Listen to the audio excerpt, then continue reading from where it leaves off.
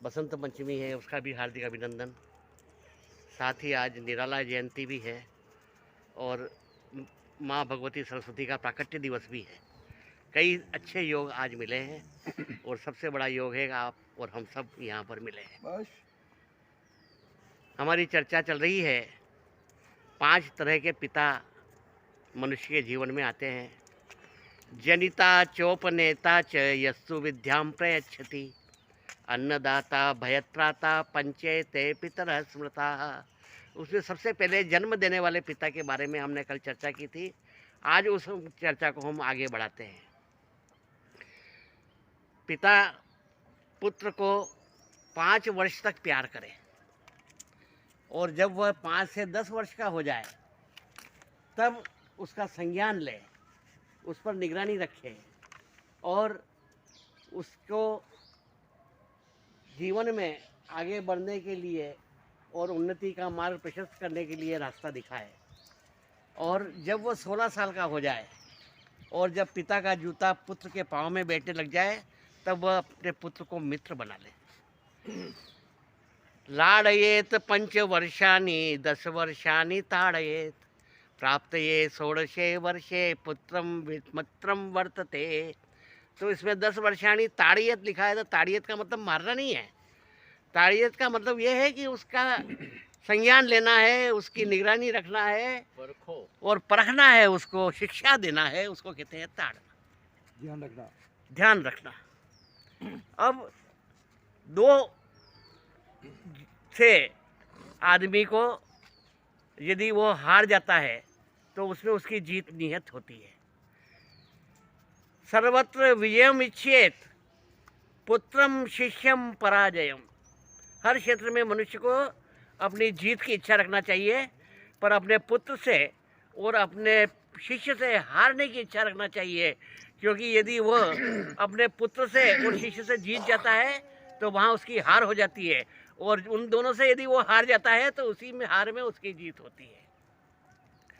पुत्र पिता से जब तक आगे नहीं बढ़ेगा तब तक पिता उससे जीत नहीं सकता, हार जाएगा। तो पिता इसके लिए लिखा है कि सपूत और कपूत का क्या लक्षण है।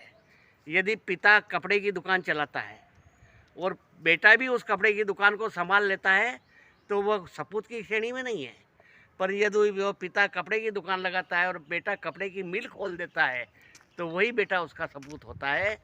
लीक लीक गाड़ी चले, लीके चले कपूत, लीक छोड़ तीनों चले, शायर सिंह सपूत। सपूत उसे कहते हैं जो लीक को छोड़ के चले, पिता से भी आगे बढ़े। कुपुत्र वो होता है जो पिता से पहचाना जाता है कि ये फलाने का लड़का है, परंतु सुपुत्र वो होता है जो उसका पिता उसके नाम से पहचाना जाता है कि ये उसके पिताजी है। वॉरेन बफेट ने भी ये कहा है कि अपने पुत्र को इतना दो कि वो व्यवसाय कर सके, अपने पाँव पे खड़ा हो सके, पर उसे इतना भी मत दो कि वो जीवन भर बैठा बैठा खाए और कुछ भी नहीं कमाए और अकर्मण्य और निकम्मा साबित हो जाए। इसलिए पुत्र की बहुत जिम्मेदारी है, उतनी ही जिम्मेदारी पिता की भी है।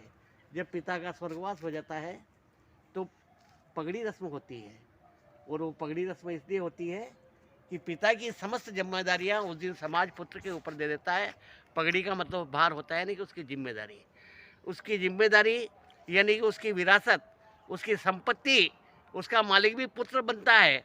परंतु पिता की जो उत्तरदायित्व है, यदि पिता ने कोई कर्ज कर रखा है तो पगड़ी बांधने के बाद में पुत्र का यह दायित्व होता है कि वो पिता का कर्ज भी चुकाए। और पिता का दायित्व ये होता है कि जीवन में कभी भी मृत्यु को प्राप्त करे तो उससे पहले कोई भी कर्ज पुत्र के ऊपर छोड़ करके नहीं जाए।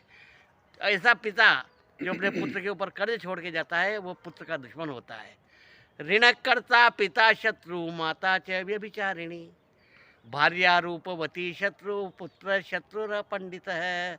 इसलिए बताया गया है कि ऋण करने वाला पिता पुत्र का शत्रु होता है, वो कर्जा करके मर जाता है, और बेटा जिंदगी भर चुका करके उसका कर्जा चुकाता है, कमा कमा करके।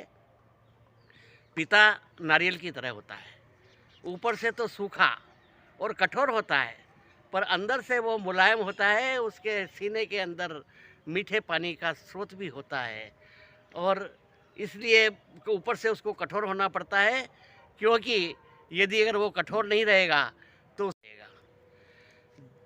जैसे पूनम का चांद देख सागर में ज्वार उमड़ता है, वैसे बेटे को देख पिता के दिल में प्यार उमड़ता है, पर सीमा नहीं छोड़ता है।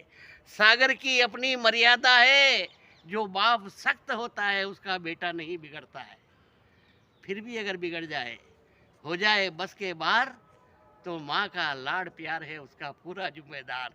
माँ बेटे के लिए सिर्फ ये सोचती है कि मेरा बेटा आज क्या खाएगा, पर बाप ये सोचता है कि मेरा बेटा जीवन भर क्या खाएगा। बंधुओं, पिता की महिमा बहुत बड़ी है। हम कल भी पिता के महिमा के बारे में चर्चा करें।